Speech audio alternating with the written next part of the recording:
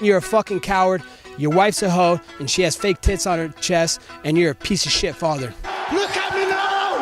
Look at me! Pound for pound! Headshot dead! Final message to all of my fans. Colby Covington got the title shot. Told ya. Hey, what's up guys? It is CJ Trades, and today we're going to be going over UFC 296 taking place this Saturday, going over the fights, my predictions, and more. And this is a huge fight with a great main card with so many great fights. Edwards, Pantoja, Garry, Tony Ferguson, Paddy Pimblett, so many good fighters, but we're going to be starting off with Vicente the Silent Assassin Luque versus Ian the Future Garry. And this is a huge fight between a rising prospect in Ian Garry and a seasoned vet in Vicente Luque, and two very different fighters. Both are 9 and 10 ranked for welterweights, but Ian Garry is 6-0, only 26, to Luque is 32, and he is 15-5, making this his 21st fight in the UFC. But there's a lot to look forward to in the first main card fight for 296. Where Ian Garry can extend his winning streak. He just beat Neil Magny in a great win. Definitely could have knocked him out, but still got the unanimous decision regardless. And Luque is a great vet he could beat to move up the rankings. Garry's stand-up and striking has been very, very good in his last few fights. He's looked great. A lot of people hate him now, so I'm more concerned about his PR. Unless he wants to become that villain, a lot of people think he's kind of that B-Tech Gregor now, but this could be real bad. If he loses, we've seen him get cracked before. He is undefeated, but Song cracked him with the left hand, dropped him real bad.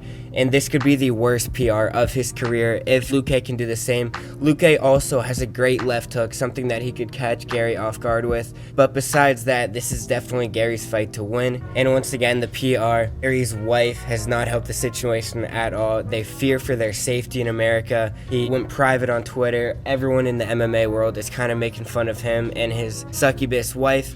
And Luque's goal here should be become Garry's wife's new boyfriend, move into the house, and son Ian Garry, stop the hype train, take that O away from the undefeated record, and be the first guy to finish Ian Garry. And continuing with banger fights, we have another highly anticipated lightweight bout between Tony El Kukui Ferguson versus Paddy the Baddy Pimblett. And neither of these guys are ranked, sadly. Tony, sad to see him in that spot, but Tony is 39 now, mainly a wrestler versus a 20-year-old prospect in Paddy the Baddy, a jiu-jitsu scouser. But Tony was a guy once on a 6-0 win streak, maybe fighting for that belt, maybe fighting Khabib could have changed it, and now he's on an 0-6 run after a ton of bad losses, including a recent loss against Bobby Green, a guy who just got humbled himself very badly. But Tony really has not looked great in recent fights. His mental strength is definitely there.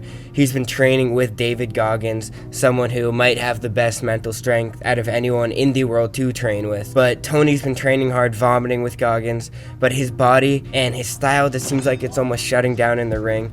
I don't think anybody is doubting his mental strength and fortitude, and Goggins is only going to help that. But I think in the ring he has to prove he can just win one more fight, and that losing streak can just go out with a win. I don't think anybody would complain with that, especially with CTE in recent years against Paddy the Baddy Pimblett, a very controversial fighter, a guy who has a few close calls recently, beat Jordan Levitt, hasn't shown a ton of promise in the ring, but still decently young and a well-rounded fighter. I think the goal for him here is to beat the first real talent. Tony is old, but it's going to be a really interesting fight and prove he's not a fraud. A lot of people really don't believe in him, think he's just getting pushed up like an industry plant by Dana because they like his personality, and I think it's going to be key here to win. Really, this fight could go either way. Tony looked not good against Bobby Green, and he did get demolished the entire fight, but he showed his resilience by somehow not losing. Even at the end, I thought he was going to die. He was getting strangled, but he still didn't give up till the very end of the fight. So maybe surprising to some people, but I like Tony's chances here. I think he realizes what he needs to do. This is going to be the worst guy he's ever fought, if we're being realistic. So I could definitely see Tony going out there and just really pushing harder than we've seen him in recent years. He might look worse. I think Paddy will hit him hard, but I think Tony's going to fight hard to end his career on a good note. And another great fight, a welterweight bout, the number 5 ranked Shavkat the Nomad Rakhmonov versus the number 6 ranked Stephen Wonderboy Thompson. Two amazing fighters. Rakhmonov is a Sambo wrestling prospect, only 29, 5-0, versus the 40-year-old Wonderboy, 12, 6-1 in the UFC, who is a kickboxing legend and one of the best strikers in UFC history. And I think this is going to be a super interesting fight where Rakhmonov can definitely get caught out on his feet. Stephen Thompson is one of the best strikers in the UFC. And I think Stephen Thompson should try not to get taken down right away, don't get submitted right away, and show off his stand-up skills. And for Rakhmonov, don't be a hero. Don't try and stand and bang to show off you can. If I were Rakhmonov, try and end it early. Go quick finish, take him down early, try and submit it early, take no damage, get and move on to fight for the top of the division. Whereas Stephen Thompson, make it a good fight. Thompson is not going to be the favorite here, definitely the underdog, and I think he needs to make it a good fight by keeping it on his feet as long as he can and trying to drop Rakhmonov and humble the prospect. And next up, the first title fight is for the flyweight belt, where Alexandre the Cannibal Pantoja is going to be defending his belt for his first defense against the number 2 ranked Brandon Raw Dog Royval, and this is going to be a rematch of their last fight that Pantoja won, and he's now 10-3 in the UFC as a BJJ specialist at 33, where Royval is 5-2 and is only 31, and obviously he's going to want to get revenge for the loss and be the first guy to finish Pantoja in the UFC. It still hasn't happened yet, and for Pantoja, hugely underrated fight on the card. A lot of people are talking about all of the other main card fights, but this is going to be a banger. Pantoja is a great fighter, one of the best flyweights, and he needs to take control of the division, which he can do right here as Figueiredo moves on to bantamweight, and Moreno just lost obviously to Figueiredo multiple times. Pantoja can take over the division, get some defenses, and establish his legacy at the flyweight division, where Royval can get his revenge and try and get the belt for himself. And this kind of feels like a setup where an easy first title defense. I think Pantoja should definitely get the win here and then move on to whoever's next. And now the main event, a welterweight title fight between Leon Rocky Edwards and Colby Chaos Covington, the number 3 ranked welterweight, where Leon Edwards is 13-2-1 in the UFC, and he hasn't fought, neither of these guys have fought for a long time, where Leon obviously had the trilogy against Usman, where he was going to lose, and then he had his whole moment, head kick, KO Usman, and that pretty much ended Usman's run at the title and welterweight division, whereas Colby also had his time with Usman, had his time with Masvidal, and this is going to be his first time fighting for the belt back in a few years, and he's going to want to give Edwards his first loss since 2015, where Edwards is obviously going to try and cement his legacy in the division. Listen, stop feeling sorry for your well, come on then. What's wrong with you? You're too down. You gotta pull the out of fire. Come on, Leon, man. Because he does have a lot of criticism for his boring fights. He gets to decisions a lot, and he doesn't really have a ton of knockouts, bar that one. But it's still going to be a great fight, obviously, and Colby's going to want to take the belt back. It's been stuck in Leon's hands without fighting for a while now, almost a year. It's key for Leon not to get cocky. I think he has to be smart, because a lot of people are going to underestimate Colby Covington, and I think he should stay on his feet and out of his reach. Use that kicking that he's so great at, the high kicks, the leg kicks. Colby's not the best at checking kicks all the time, so I think it's going to be key for him to stay outside and not get too cocky, whereas Colby is lacking power, but his stand-up is still there, and his wrestling is great. So I think for Colby, he has to be cautious on his feet not to get caught with a kick, just like Usman did. I think he should be getting it to the ground and show off his wrestling over Edwards, where he has been exposed against Usman, where he was grabbing the cage a lot. I think it's going to be a closer fight than people realize, and I could definitely see Colby taking it on the ground. And once again, we're back with CJ's award shows, where I'm going to be picking a lock of the night, a bet that I guarantee to win, hopefully, and then a story of the night, which is a storyline that is super interesting to follow and something that will be fun to play out, and then a fight of the night, which I think will just be a banger and the most fun to watch. Is he fucking awesome? And first up on the award show is the lock of the night, a fight that I guarantee to win, something you can take the money line, and it's going to be Rakhmonov versus Stephen Thompson. And Rakhmonov, obviously, you can see, is the heavy favorite.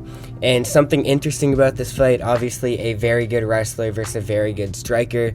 I think wrestling wins in most of those cases. But an interesting bet might be the over-under, where a lot of people might think Stephen Thompson getting finished right away, and I could definitely see something similar to Kazmat versus Kevin Holland. Kevin Holland's a similar fighter to Thompson, where he got ragdolled by Kimiev and submitted right away. But it will be interesting to see how long Thompson can last. You've got to ask yourself one question. Do I feel lucky? Well, do you, punk? And then the story of the night is going to be Tony fighting off Paddy Pimblett and retirement. He's fighting a young little punk, and he's going to be the seasoned vet where he's been on a 0-6 run, and he just really needs a single win here to end his career on a good note. And then the fight of the night is going to be Leon Edwards versus Colby Covington, the main event. And it's going to be a great welterweight title fight, obviously. But two guys that have fought a lot of bangers in their recent fights. And Colby's going to be channeling the power of the Republicans in America versus the Brit in Leon Edwards. Somebody tag in Donald Trump. Donald Trump, if you can hear us, please, Donald Trump, please save me. Please save me, Donald Trump, please. In dear God's name, please stop these beautiful. Do what you people did. You're all retired and hell and rich, okay? He wouldn't be. And I think it'll be a great fight. It's going to be a fun press conference. They definitely are going to hate each other. That was a fake stoppage, fake breath, fake fight. Wait till I see you next time. Wait till I see you next time, Marty Fake Newsman. You're dead. You're dead. Colby's going to play into it. There's going to be a ton of hype around the belt. And the welterweight belt hasn't been in anyone but Leon's hands in so long. So it'll be fun to see Colby Covington, such a hated guy, fight for the belt. And then just showing the little bit of credibility I do have, the last two fights I have done an overview on, 294 and 295. My lock of the night are both 2-0, and my main card picks are 7, 2, and 1.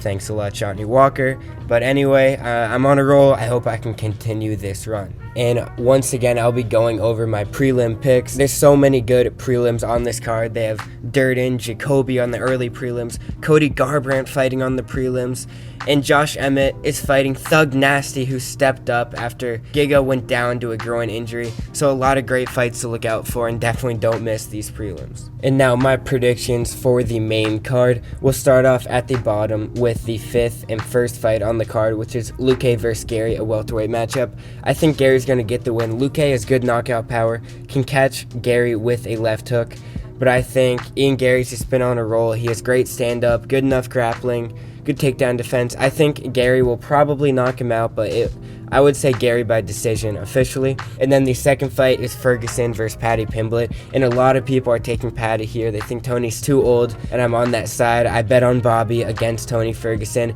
and don't get me wrong, Tony looked terrible against Bobby Green, but what I did see is someone getting battered and still not getting knocked out, not quitting, something he barely ever does. So I think Tony's gonna pull it together just for one last fight to get a win here against Paddy. Probably third round when they're both exhausted. I think Tony's gonna tire him out. I think Tony's gonna lose round 1, maybe even lose round 2, and then third round go for a finish when they're both exhausted, and Tony's probably the more disciplined fighter mentally. And moving on to Rakhmonov versus Thompson. This one also a huge favorite in Rakhmonov. I just can't see him losing. He's a great prospect, still undefeated. I think he'll just be able to submit Thompson on the ground. He doesn't have great grappling against guys like Kevin Holland, who's lucky he's a good sport that he agreed not to grapple with him, but I think he just won't have anything on the ground for Rakhmonov. And then for the two title fights, starting with Pantoja versus Royval, I think Pantoja is going to go 2-0 against Royval. I think it's going to be a good fight, probably third round. I could see a knockout or submission, honestly. I think he'll finish him third round. And then the last and final fight is Leon Edwards versus Colby Covington. And a lot of people have mixed opinions, where Leon hasn't lost a fight since 2015. He's looked great in recent fights against Usman, or I guess neither of them have had recent fights. But a lot of people are taking Leon here. But I think Colby's going to get the win. He's going to shock people. And I think he's going to get Leon on the ground, probably ground and pound. And then Edwards' stand-up is great. His striking is great. I think if Colby can not get caught with a kick, not get caught in one of their exchanges, take him down and win it there, I think Colby's going to shock everyone, maybe even on a decision. Final verdict for Colby fight is mixed decision. He wins, or he gets the win on the ground. but either way, I'm giving it to Colby. And that is going to be the end of the overview of the card. So comment down below if you think my predictions are terrible, if you have any predictions, anything about the card, the video, my channel. Definitely subscribe, it helps a lot on my path to monetization. Leave a like if you enjoyed the video. And yeah, comment anything about the video. I love to talk to you guys down there. So see you next time.